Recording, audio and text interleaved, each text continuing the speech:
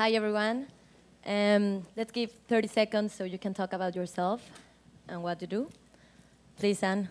My name's Anne Miura-Ko. I'm a co-founding partner of Floodgate, and I also teach at Stanford.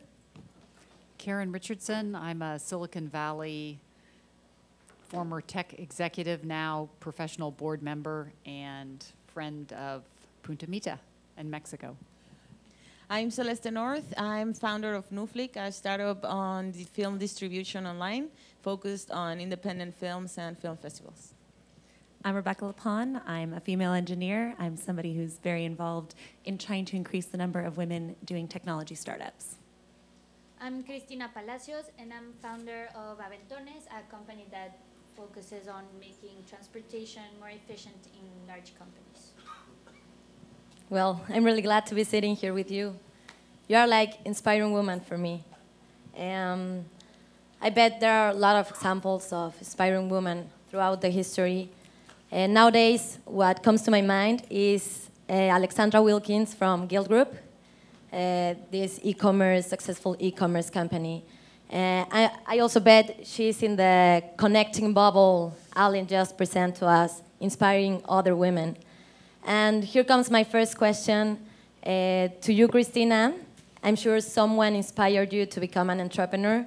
So who was your inspiring role model and why? No, I never wanted to be an entrepreneur. I went to university and I got out and I said, no, like the logical way was to become an executive and this successful woman that, I don't know, that I had been created to be, or I wanted to be. But it was actually out of frustration that I became an entrepreneur. I wasn't happy with the way things were going, and I wanted to create something that would have a bigger social impact. So that's why I created Aventones. But no, like a role model, no. So you didn't have this like inspire women or company? No, but my partners, Alberto and Federico Casas, both were like huge inspirations to become an entrepreneur because they already were entrepreneurs. Okay. So they really pushed us, Nacho and I, my other partner, to become entrepreneurs. We both came from the same background, large corporations, and had no intentions of becoming entrepreneurs. Okay, and what about you, Celeste? Well, I didn't start, similar to Christina, I didn't start my startup out of inspiration out of somebody. It was also something that frustrated me. But I do have a couple of examples of women that I look up to and I relate. But I have to admit that more than women that are super successful and millionaires and just big stars or stuff like this, I am a big fan of people like Leah Busk, for example, which is the founder of TaskRabbit, one of my favorite startups ever, or Rebecca, or all the women from Women 2.0, who are just beautiful women, passion-driven, that are doing amazing stuff. And in a way, I look up to, but also relate and say, like, hey, in a couple of years, I can be like that. I can do that. So for me, for me, it's important to have examples you look at, but also relate. And so you can have somewhere to go to, not just somebody that is like unreachable or, I don't know if I'm getting the idea across. Yeah. Okay. Well, we have two women that have more experience. Tell us about what have been like your main challenges of being women and like balancing your professional life with your personal life.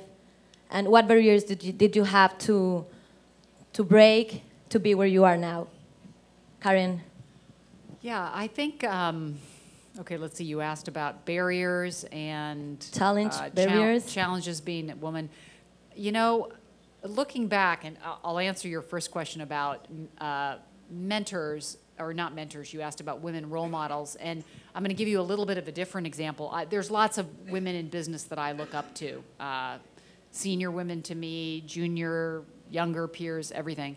But when I was growing up, it was my mother and my aunt, my mother's younger sister. My mother was went to Stanford at age 15 and a half, youngest ever female to enter Stanford, graduated with a math degree at 19. and became a computer programmer before she became a mother of 5 children.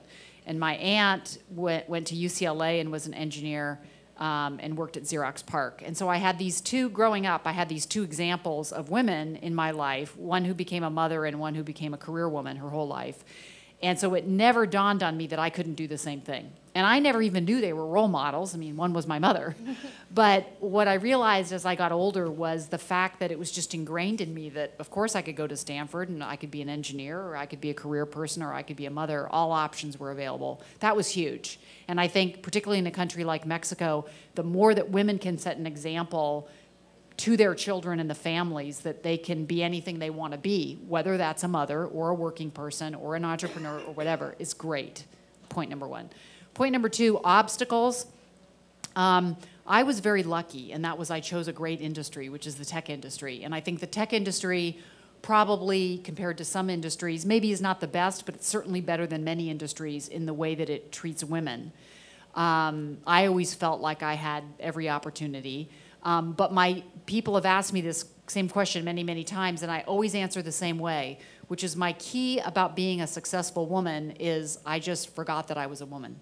And that, honestly, was my only strategy, is that it just never dawned on me that I was the only woman in the room, and I never felt like I was treated differently, to be perfectly honest. So now I know that's not true in every industry, so I don't mean to be flippant about it. But in tech, I think it's okay. Yeah, and I have a pretty similar experience. I started out programming. I was an electrical engineering undergrad. And I think I grew up in a family of engineers, and so, I was a very visual learner.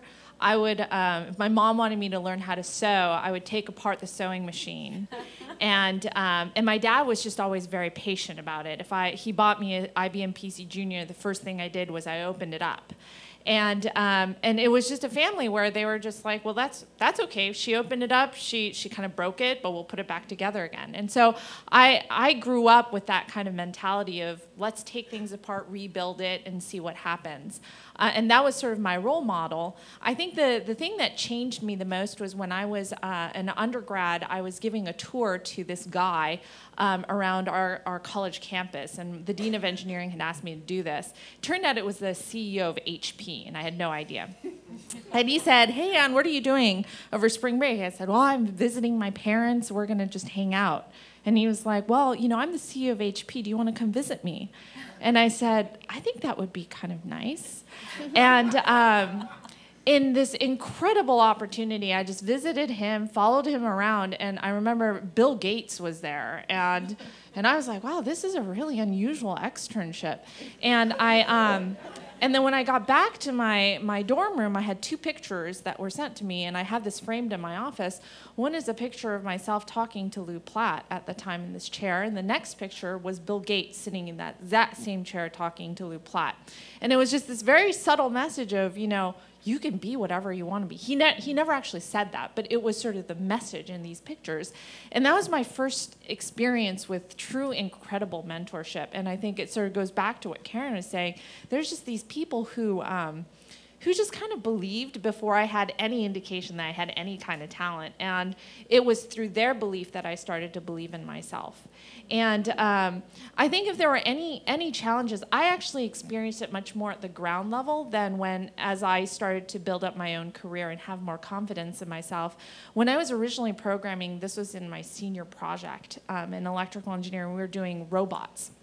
I had this one sort of very seminal experience where I would always describe the problem that I was encountering and all sorts of, in the way that I'd gone around these problems with I think and not sure, and these are the questions that I still have. And what was really interesting was the guy programmers that I was interfacing with, they were like, well, she has no idea what she's talking about.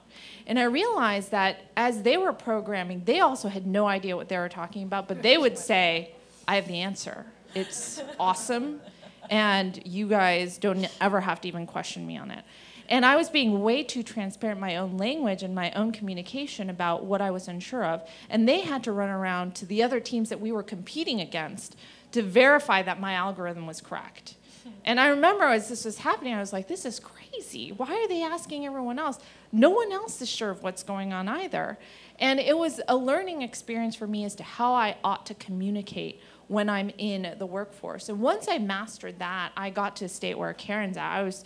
I forgot that I was a woman. And I would question and I would say things in the way that I really believed in them. And the moment that I remember feeling that I'd mastered that technique was when my husband, once we were walking around San Francisco, he asked me, yeah, you know, Ann, why do you think it is that the Bay Bridge is a double-decker bridge and the Golden Gate is just one deck?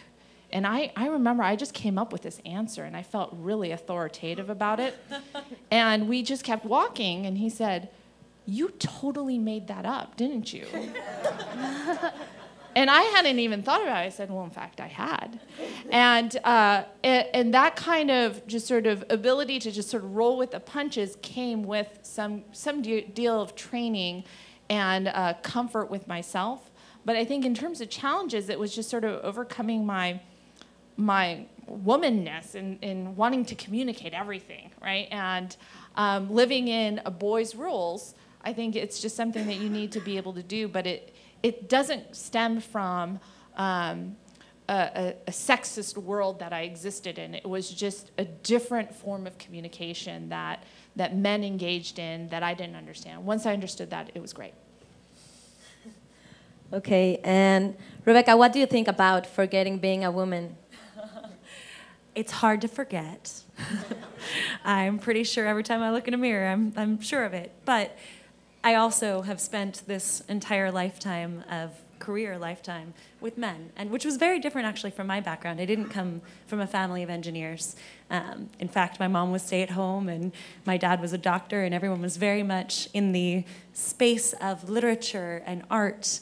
And so when I came out and took apart my first telephone and didn't quite know how to put it back together, but tried really hard, they just didn't know what to do with me.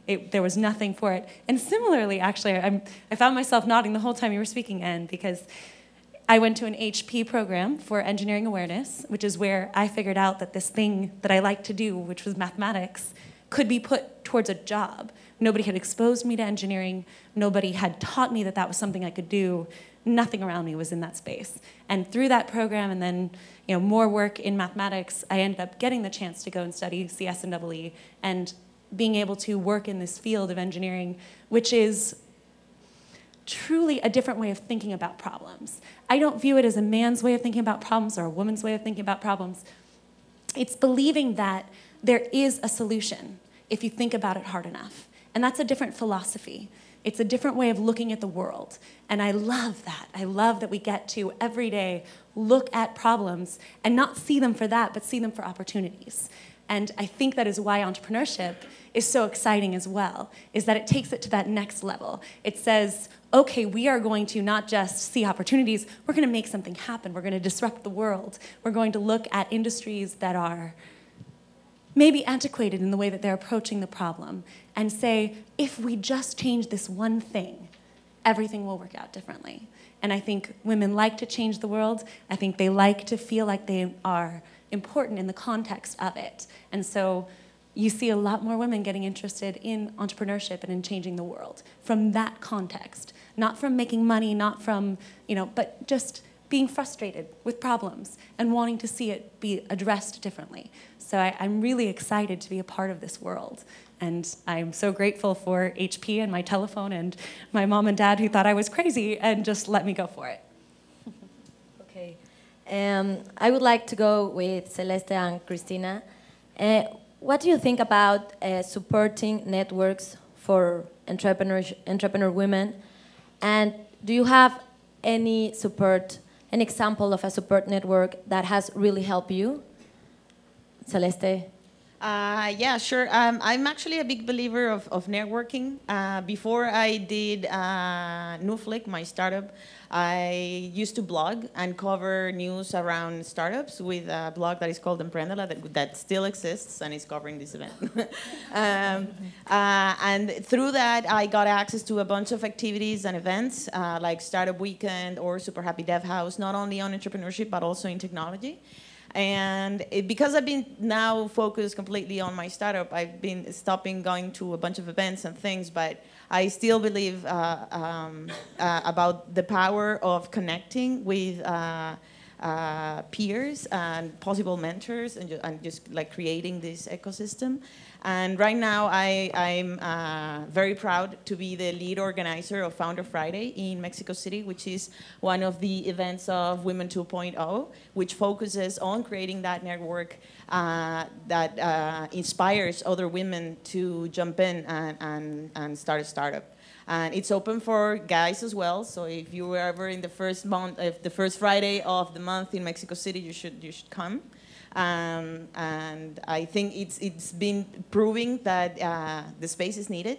We've done it for 5 times. Every time we get more than 100 people, and we've started seeing women making connections and working together after meeting in these events. And it just has been exploding naturally. In Mexico in particularly, this event has been a success. Startup Weekend, for example, also has proven to be a success. And I think that every time we see these events overflow with people, it's a clear señal, how do you say señal? Sign that this is needed and that people want to share and create bridges of value together. So, yeah. What about you, Christina?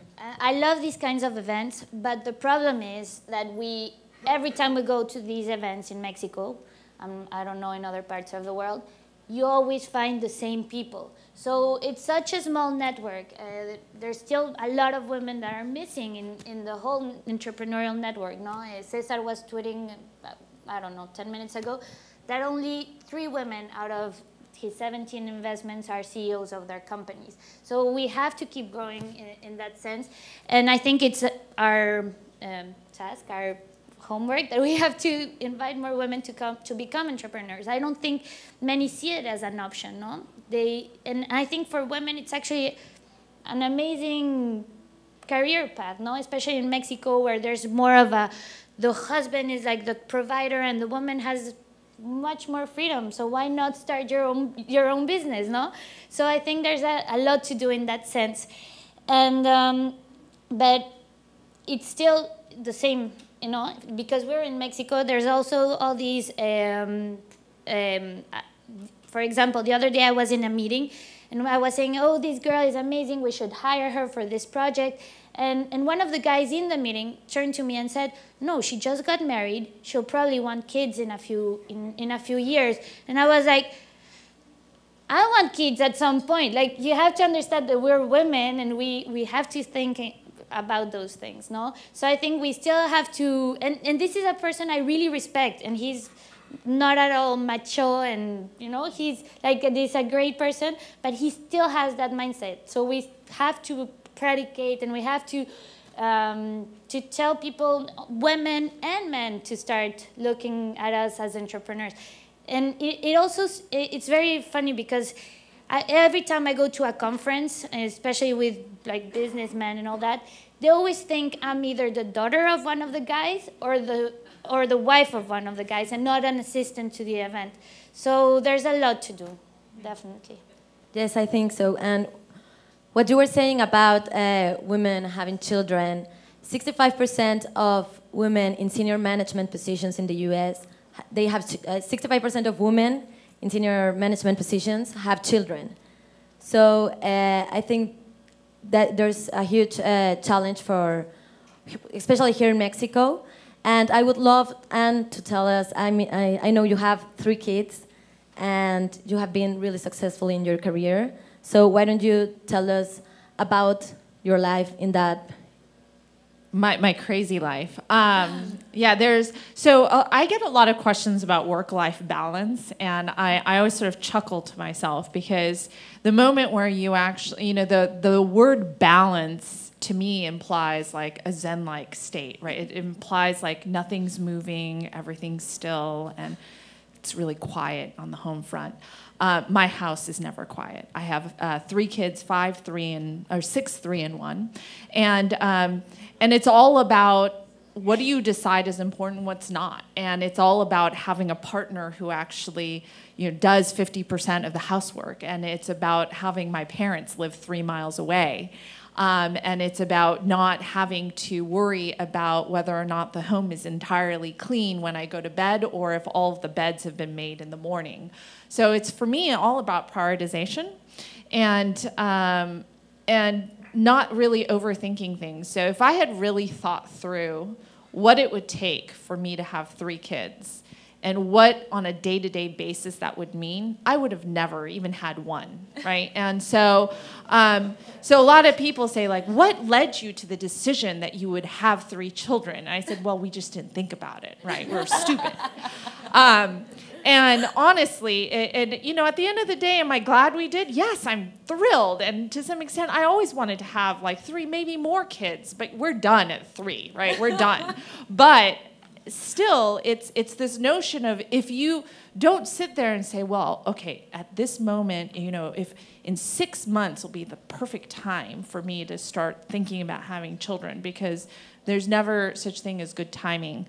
And I think that if you let go of that notion, then you don't have high expectations for your social life or the cleanliness of your home or anything else, and then everything else works out. Great.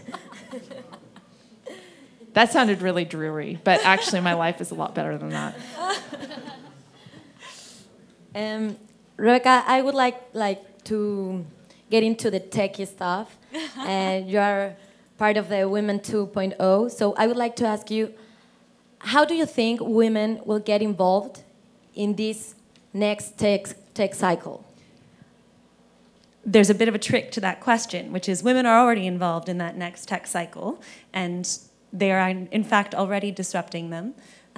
You already quoted Guilt Group. You already spoke about Leia. There's also a million different women doing everything from Everpurse to Be a Sport to Goldie Blocks to, there's so many interesting women doing projects everywhere from, innovative sort of fashion tech to stuff that they are working with respect to education and trying to change the education scene. So I think it is interesting because a lot of the female entrepreneurs that I work with came to this because they felt there was a problem. And so the problems they intend to address are specifically things that are bothersome to them as women. And so when you look at an industry where over 57% of online purchases are being made by women, if you look at, a world where women are making a lot of the decisions with respect to the time of their children and what they do online, we have a huge marketplace there and a lot of women who are being drawn to entrepreneurship to solve problems they are seeing every day in the market. So I think women are already defining it, they're already starting to disrupt it, and it will continue to work in that fashion. Just one thing leading on to that, I think if I look back in now it's been close to 30 years since I got out of college, there's a dramatic shift in the last 5-10 years of women entrepreneurs, programmers, doing startups, and that's extremely, extremely positive. And if you just look around the tech community, you see a lot more women moving up the chain of command, women investors like Anne, et cetera, that you didn't see 10 and 15 years ago. What still is a problem, and not just a problem that I think Mexico will face, it's something that's still apparent in Silicon Valley and in the US, is when you get up to the senior levels, publicly traded companies, you see very few on a relative basis, percentage basis, of women CEOs and board members. And something is happening, and I have a thought about what that is, which is women get up to a certain level, and then because of oftentimes pressures to go start families, and whether it's their male counterparts putting pressure on them or whether it's self-inflicted pressure that they just think they can't do it all, they step off the treadmill and they can't get back on again at the same level. And so there's this dearth of women talent up at those senior levels. And it's not just in the United States, it's in the UK, it's in other Western nations as well. So I do think we have a ways to go. And I think one of the things that I believe keenly on is this concept that, not that women can have it all, because I think this concept that you can be the perfect mother, be the perfect housekeeper, be a triathlete and be a CEO and is just a fallacy. I do think it's about priorities, but I think to Anne's point, women have to give up on this notion that they can't have a career and be, say, a mother at the same time. I think if you think that you're also going to be a triathlete and, 5 other things, you're probably, Martha Stewart Baker, you're probably, setting yourself up to fail.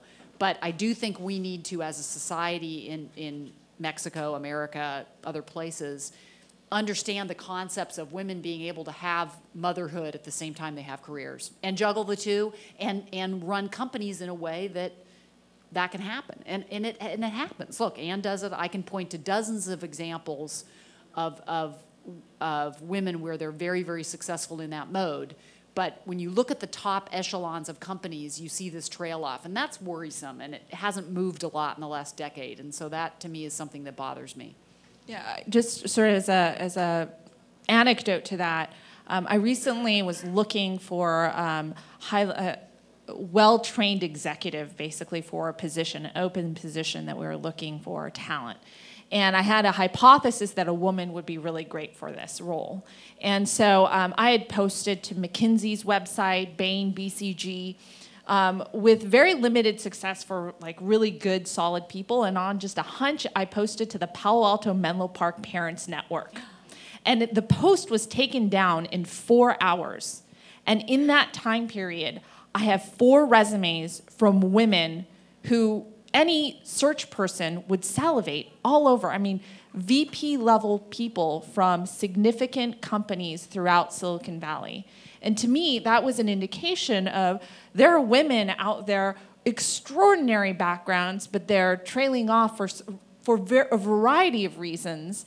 But yes, there's definitely a problem with that continuity at the executive level. And that creates problems for investors because there's not enough investors with that kind of background and also executives for startup companies. Yes, I think there must be implementation of policies in the enterprises and the big companies so women can have more opportunities to prioritize and go and be with their families, but also not lose all the professional background they have. I was just reading in Switzerland, they have 6-month maternity leave and 3-month paternity leave. So I would like to ask you, maybe Karen, if you could tell us one best practice that Mexico should follow to involve more women in entrepreneurship and leadership, what would that be? Well, I think to some degree it starts at the university level, at the educational, or even before, right? It starts at the educational level. So to the extent to which Mexico could encourage young women in universities into technical and business-oriented fields, I think that this, and/or in classes in entrepreneurship, et cetera, as we've been talking about, I think that would go a long way because I think when women have the example at a young age, then I think quite frankly, they solve 9 out of the 10 problems that they'll encounter when they hit the workforce, whether it's some amount of discrimination or the macho culture, if that exists, other ceilings. I think those get solved, but I think you hit it young, and when women are young. And in some ways, people might even say, I'm talking about an age that's too old because by the time they get to university, they've already been polluted with what they're good at and not. Other people might say, I think educators might say, you got to get girls before they get polluted to thinking forget what age it is. What is it? 8 to 12. When they flip switching, when they start going from the Beth math student to believing they're the worst. Mm-hmm. So I think education plays a key role. Okay, thanks. I think it's time for Q&A. So, if someone has a question.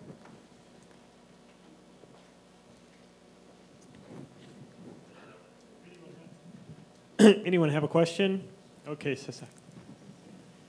Cesar again. We'll have to wrap it up right after that. We've only got time for really just one question. I don't want to lose friends anymore. No, I want to. So actually, I love to lose friends. So. I love the theme around women, and you know that or probably you know that we invest a lot in women, and because of the change in like different kinds of problems that you guys are trying to solve. However, I always get tired about this topic coming up again and again, and I feel like it's even like making it harder to make people fit into it. The right culture and being more diverse. So do you believe that bringing up the word women more and more and more is actually helping? And if that's the case, I mean, why? So I will actually say, I do think it helps. I think it helps because every time you see a role model you identify with, that is when you no longer see it as a barrier. When you understand that your mother is in fact an amazing role model and you grew up with that you don't create those barriers. So the more women we have out there, the more that we are promoting them, the more they are understanding that they can do what these other women are doing, the better. And I think the same goes, Mr. Ontiveros earlier made the same point, that we need to see cultural people we understand, people we identify with succeed. And when you see the people you identify with succeed, you see yourself in their shoes and you move forward. And you're right that identifying one group and saying women aren't here and so we need to get more women here, you want to find smart people. And there are smart people in every group. Women are graduating with more collegiate degrees. Women are out there doing incredible things. And there are plenty of smart, intelligent women solving good problems. So the time is to look, not to talk about women as a group, as an underrepresented group. It's to look and see intelligent people, turn off all of the gender scoping and just focus on intelligence and promote those people. One last point. I mean, what I would say is, in our firm right now, you know, it's because it's me and Mike. We're fortunately sort of 50% female diverse, right? And so, what we call that gender neutrality, right? And for us, it's been awesome because every next hire that we make, we don't have to decide not to go to Vegas and the strip malls anymore. We can just say, we already have policies where, you know, I force Mike to sit down and drink tea with me.